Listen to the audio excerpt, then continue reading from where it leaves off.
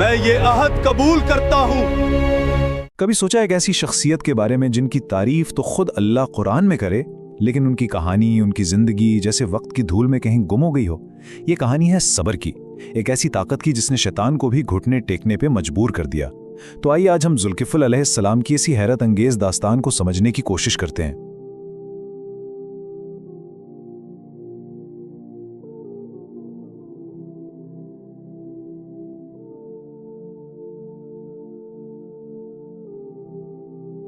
देखें, इनकी अजमत का राज किसी बड़े मौजज़े या किसी वसी सल्तनत में नहीं छुपा था।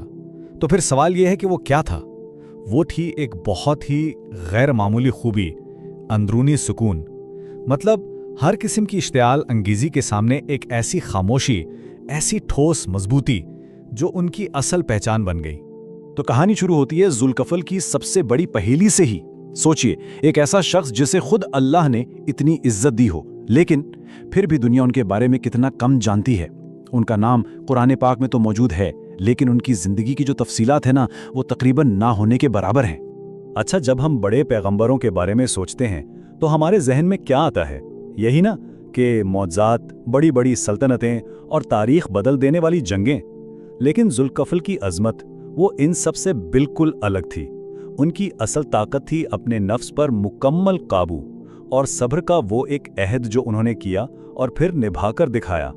और देखें, कुरान मजीद में उनका जिक्र भी मामूली नहीं है। उनका नाम हज़रत इस्माइल और हज़रत इदरीस अलैहिस्सलाम जैसे अजीम पैगंबरों के साथ आता है।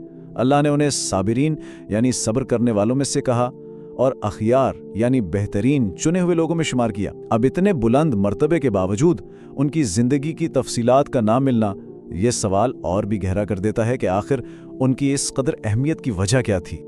इसी वजह से उलमा के दरमियान एक बहस भी रही है कि क्या वो नबी थे या कोई इंतहाई नेक इंसान। कुछ बड़े उलमा जैसे हाफिज इब्न कसीर, उनका कहना है कि भाई चूंकि उनका जिक्र अंबिया के साथ आया है तो जाहिर है वो नबी ही थे। लेकिन दूसरी तरफ कुछ और मुफस्सरीन हैं जैसे इमाम मुजाहिद, वो उन्हें एक ऐसा सालेह इंसान मानते हैं जिसने एक बहुत बड़ी जिम्मेदारी को निभाया। लेकिन असल बात क्या है? अहम नुक्ता यह है कि इस बहस से हटकर अगर हम देखें तो असल सबक उनके लक़ब में नहीं बल्कि उनके अमल में छुपा है। उनकी जिंदगी ही अपने आप में एक मिसाल है, चाहे उन्हें नबी कहा जाए या फिर एक साले वली। अच्छा, तो अब आते हैं कहानी के इस अहम मोड़ पर जहां से जुल्कफल का सफर असल में शुरू होता है। ये वो वक्त था जब उस दौर के नबी हजरत इलीसा अलैहिस्सलाम काफी बूढ़े हो चुके थे और वो अपने बाद कौम की रहनुमाई के लिए किसी जानेशीन की तलाश में थे। तो हजरत इलीसा ने अपनी कौम को जमा किया और सबके सामने एक ऐसा चैलेंज रखा जिसे सुनकर पूरी महफिल पर जैसे सन्नाटा छा गया। उन्होंने अपने जानेशीन के लिए 3 ऐसी शराइत रखी जो सुनने में बिल्कुल नामुमकिन लगती थीं। वो 3 शर्तें क्या थीं?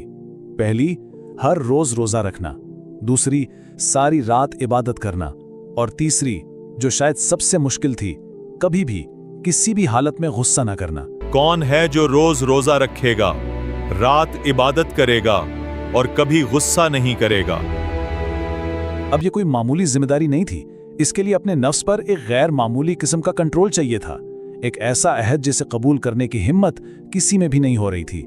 हजरत इलीसा ने एक बार पूछा, 2 बार पूछा, लेकिन मजमा बिल्कुल खामोश था। और फिर आखिरकार एक कोने से एक आम सा सादा सा आदमी खड़ा हुआ। ना वो कोई बड़ा जंगजू था, ना कोई मशहूर आलिम।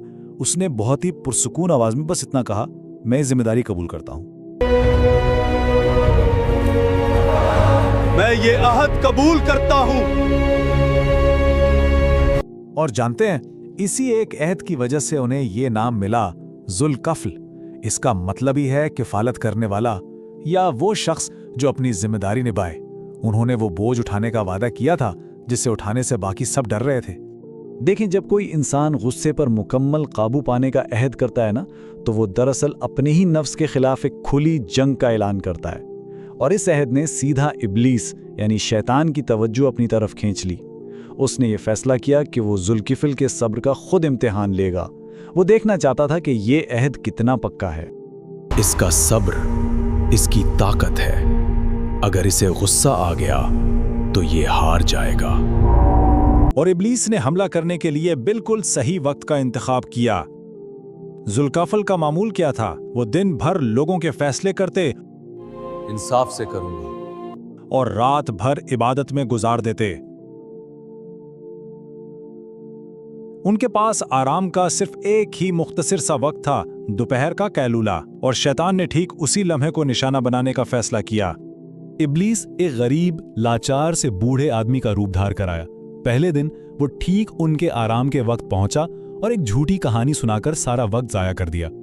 जुल्कफल ने बड़े सब्र से उसे अगले दिन आने को कहा।